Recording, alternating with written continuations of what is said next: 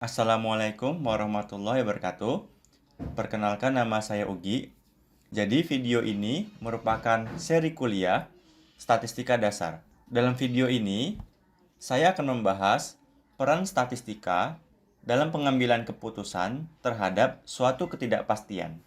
Nah, semoga setelah menonton video ini, teman-teman telah dapat memahami contoh dan peran statistika dalam membantu pengambilan keputusan terhadap suatu ketidakpastian.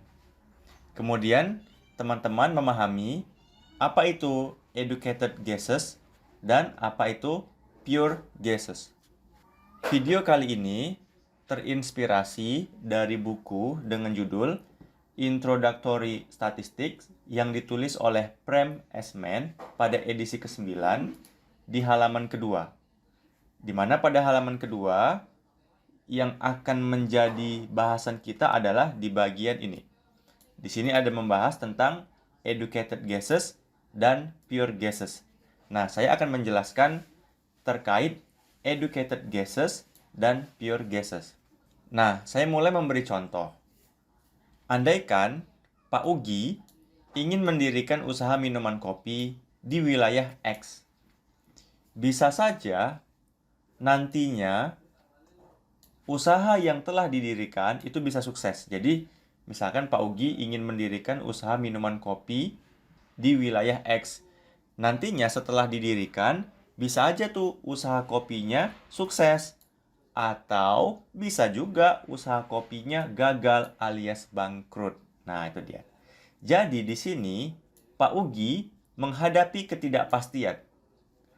Ketidakpastian yang dimaksud adalah bisa saja sukses dalam mendirikan usaha minuman kopi tersebut, bisa juga gagal.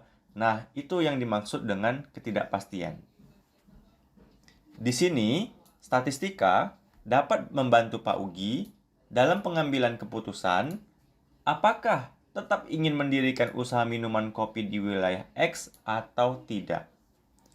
Atau Pak Ugi dapat langsung saja mendirikan usaha minuman kopi di wilayah X tanpa menggunakan pertimbangan apapun.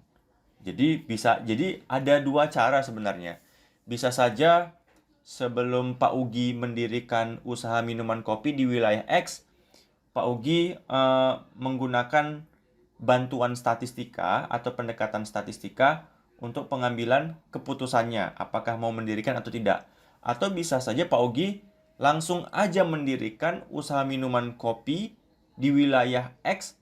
Bismillah, oke, aku langsung mendirikan aja. Spontanitas, tanpa melakukan observasi, tanpa menggunakan pendekatan statistika. Jadi bisa dua pendekatan yang dilakukan. Nah, tadi kan Pak Ugi bisa saja langsung mendirikan usaha kopi di wilayah X tersebut tanpa melakukan observasi. Atau Pak Ugi sebelum mendirikan usaha kopi, melakukan observasi terlebih dahulu, menghitung jumlah kendaraan yang berlalu lalang, menghitung tingkat keramaian di wilayah tersebut, apakah di wilayah tersebut lebih banyak anak remaja atau orang tua, dan seterusnya.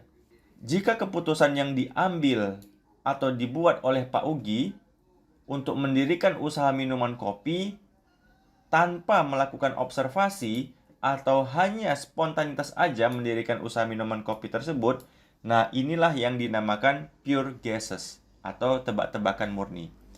Jadi, kalau Pak Ugi mendirikan usaha kopi, langsung aja mendirikan tanpa melakukan observasi, tanpa menggunakan metode statistik, dia langsung bismillah, aku dirikan aja. Nah, itu istilahnya namanya pure guesses. Nah, itu dia, atau tebakan murni. Namun, jika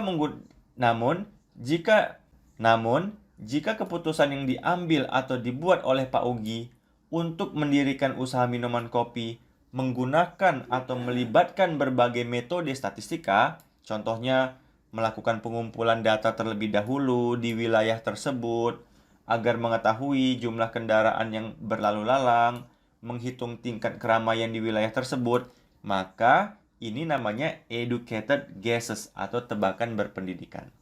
Jadi, jika suatu keputusan dibuat menggunakan metode statistika atau melibatkan penggunaan metode statistika atau statistical method, ini disebut educated guesses atau tebakan berpendidikan.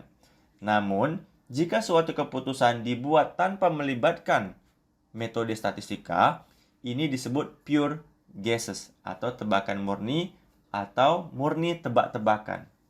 Nah, demikianlah penjelasan dari saya. Semoga teman-teman telah memahami contoh peran statistika dalam membantu pengambilan keputusan terhadap suatu ketidakpastian. Teman-teman semoga telah memahami apa itu educated guesses dan apa itu pure guesses. Semoga bermanfaat. Mohon maaf atas segala kekurangan. Assalamualaikum warahmatullahi wabarakatuh.